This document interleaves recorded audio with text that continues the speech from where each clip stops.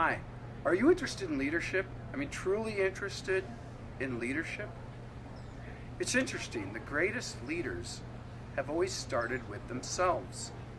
Sure, they've studied leadership and they've learned about it and they've read books, but they started with a self-awareness and a self-knowledge and self-leadership that was amazing. Leadership is interesting. It's a bit like, it's a bit like riding a motorcycle. You could read about riding a motorcycle, you could study about riding a motorcycle, you could even watch videos. But until you actually jump on a bike and feel what it's like to lean into a turn, or know what it's like to watch out for the dog to make sure it doesn't rush out, or know what it's like to feel the wind in your hair, you won't know what it's like on a bike, and you won't know what it's like for leadership if you're only focused on others.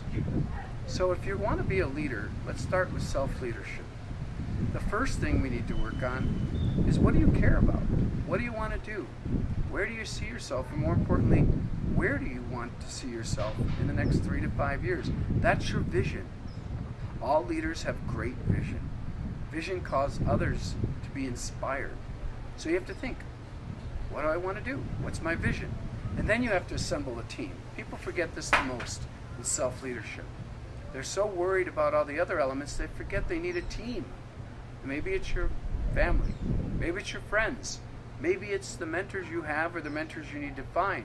But you have to assemble a team in your own self-leadership.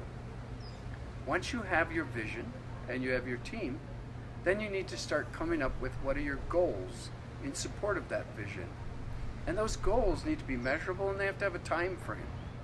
More importantly, once you have your goals, well, you have to break them down into 2 or 3 action steps. You can't just say, I want to be X or Y in this amount of time frame. You have to break it down to what are the steps I have to take action on consistently to reach that goal.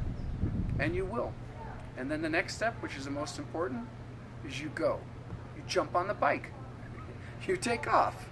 You work on your action steps, you work on your goals. And when you reach them, you celebrate. You truly celebrate the results.